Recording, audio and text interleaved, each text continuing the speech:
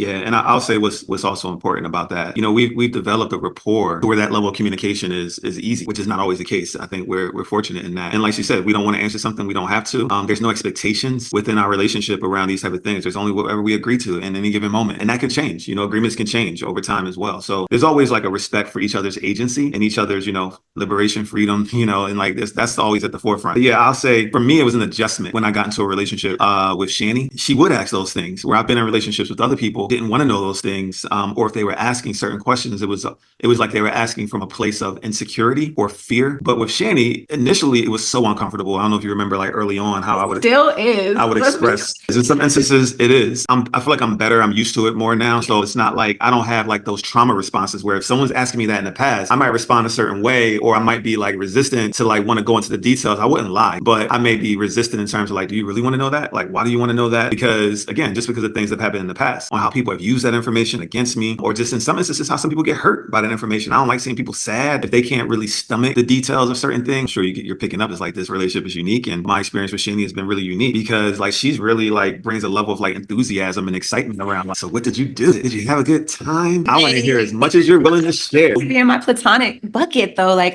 you're my buddy, you're my pal. Like I want to know what's going on with you. Tell me your Yeah, stuff. you're able to shift into that platonic space in that moment, and we shift in and out of these spaces. That's a good example of that.